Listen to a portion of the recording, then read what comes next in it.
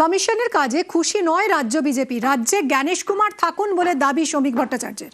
Form 7 নিয়ে অসন্তুষ্ট শ্রমিক, তালিকা থেকে নাম বাদে ফর্ম 7 জমা। বিজেপিকে ফর্ম 7 জমায় বাধার অভিযোগ। বিজেপি একবারও বলেনি নির্বাচনের কাজকর্মে বিজেপি সম্পূর্ণভাবে খুশি। আমরা বারবার বলেছি আমরা যে ফর্ম 7 জমা দিয়েছিলাম সেগুলো সিস্টেমে আপলোড করা হয়নি। এমনকি বিধায়ক আমাদের অগ্নিমিত্রা পালের গাড়ি থেকে ফর্ম 7 স্ন্যাচ করেছে, আগুন লাগিয়েছে, বিজেপি কর্মীদের মারধর করা হয়েছে, বিভিন্ন জায়গায় ব্যারিকেড তৈরি করে ফর্ম 7 কে জমা দিতে দেওয়া হয়নি, ফর্ম 6 কে তুলে নিয়ে যাওয়া হয়েছে, বিজেপির বিভিন্ন অফিসে রেড করিয়েছে সিআইডি কে দিয়ে। এগুলো করেছে নির্বাচন কমিশন দেখেননি। আমি তো প্রথম দিন থেকে বলছি জ্ঞানেশ কুমারের কলকাতায় এসে বসা উচিত।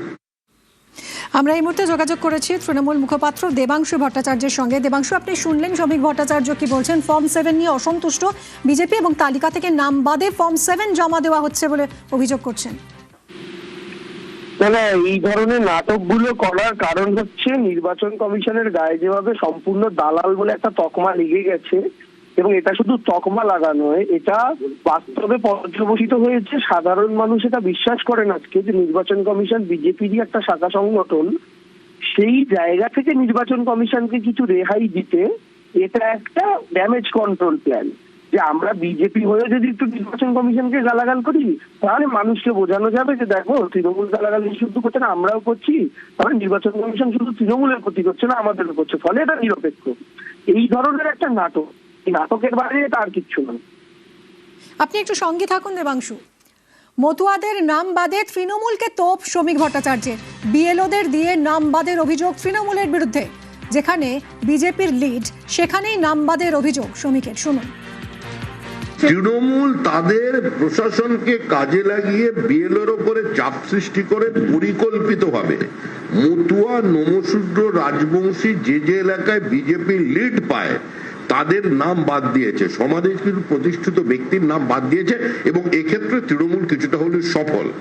যাদের নাম বাদ দিয়েছে তাদের পরিবারের লোকজন প্রতিশোধ নেবে ইভিএম বক্সে। দেবাংশু, আপনি শুনলেন, কি প্রতিক্রিয়া? কি বলবো বলুন তো এরকম হাস্যকর কথায়। তার তিনি যে দলটা করেন সেই দলের বাকি নেতাদের মন্তব্য কি তিনি শোনেন নাকি শোনেন না? বিরোধী দলনেতা যিনি পশ্চিমবঙ্গে এই মুহূর্তে বিজেপির অন্যতম মুখ, প্রথমে যখন 58 লাখ বাদ যায় শুভেন্দু অধিকারী বলেছিল ব্রেকফাস্টে 58 লাখকে খেয়েছি, লাঞ্চে 1.5 কোটিকে খাবো। তারপরেই দেখা গেছিল যে 1.5 কোটি লোককে শুনানির নোটিশ দিয়েছিল নির্বাচন কমিশন, যার মধ্যে থেকে বিভিন্ন প্রথম তালিকায় বাদ যাওয়ার পর শেষে 60 লক্ষ মানুষ আন্ডার অ্যাডজুডিকেশনে ঝুলেছিল, যেটা কমপ্লিট হওয়ার পরও প্রায় লক্ষাধিক নাম এখনো বাদ। তো শুভেন্দু অধিকারী যখন বলেছেন যে ব্রেকফাস্টে খেয়েছি, লাঞ্চে খাবো, তারপরেই তো নির্বাচন কমিশন ঠিক শুভেন্দুর নির্দেশ মতোই সেই পদগুলো রান্না করে করে খেয়েছে।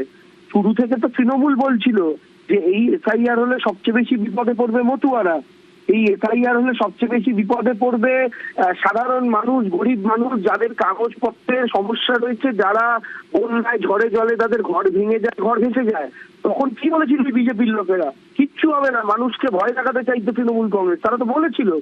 এবং সর্বোপরি বিএলওরা এই কাজগুলো করেছে, যারা বলছেন নাটক করে, সেই বিএলওরা তো নির্বাচন কমিশনের অধীনে থেকে কাজ করেছেন।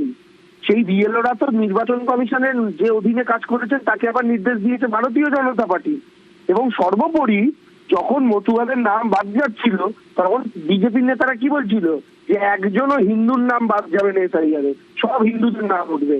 আজকে শুধু মতুয়া নয়, পাড়ায় পাড়ায় বুথে বুথে আপনাদের সংবাদ মাধ্যম তো ঘুরে আপনারা দেখুন, আমরা প্রচার করতে গিয়ে ঘুরছি, মুসলিম এলাকায় তো মুসলিমদের বাদ দিয়েছে, বাদই দিন, কারণ ওরা বিজেপিকে ভোট দেয় জানে। বাকি পাড়ায় পাড়ায় 50 বছর ধরে পুরো পুজো থেকে শুরু করে সাধারণ এসসি, এসটি, ওবিসি কেউ ছাড় পাননি এসআইআর এর প্রক্রিয়ায় বাদ পড়া থেকে। আমরা আরো বক্তব্য আছে শ্রমিক ভট্টাচার্যের, শুনবো। জনগণ তৃণমূলকে সরিয়ে দেবে বলে চ্যালেঞ্জ শ্রমিকের। ইডি সিবিআই এর নাটক মানুষ দেখতে চাইছে না বলেও মন্তব্য করেছেন তিনি। শুনুন। ইডি সিবিআই এর নাটক আর মানুষ দেখতে চাইছে না পশ্চিমবঙ্গে। ইডির দরজায় তালা লাগিয়ে দিন, সিবিআই এর দরজায় তালা লাগিয়ে দিন, ইনকাম ট্যাক্স আর জিএসটি কে বলুন অফিসের বাইরে না বেরোতে, দরকার হলে ছুটি নিয়ে নিন, সিআইএসএফ কে সরিয়ে নিয়ে যান এখান থেকে। তারপরেও এই নির্বাচনে পশ্চিমবঙ্গের মানুষ তৃণমূল কংগ্রেসকে সরিয়ে দেবে। দেবাংশু ভট্টাচার্য রয়েছেন সঙ্গে। দেবাংশু, কি প্রতিক্রিয়া? যদি তিনি এতই কনফিডেন্ট হন যে এই এজেন্সিগুলো বাদ দিলেও তৃণমূলকে মানুষ সরিয়ে দেবে, তাহলে এজেন্সিগুলোকে কাজে লাগাতে হচ্ছে কেন? আসলে বড় ভাই যদি চলে আসে তখন আর ছোট ভাইয়ের দরকার পড়ে না। এজেন্সিগুলো দিয়ে আর শ্রমিক বাবুরা কি করবেন? ওরা তো সবচেয়ে বড় জিনিস পেয়ে গেছেন ইলেকশন কমিশনকে। যখন আম্পায়ারই আপনার সঙ্গে থাকে তখন কি আপনার আর টিমে ভালো ব্যাটসম্যান আছে কিনা, ভালো বোলার আছে কিনা এই নিয়ে চিন্তা করার দরকার পড়ে? উল্টো দিকের টিমে ভালো ব্যাটসম্যান বোলার আছে কিনা দরকার, আপনি যেখানে জানেন আম্পায়ারটাই আপনি কিনে নিয়েছেন।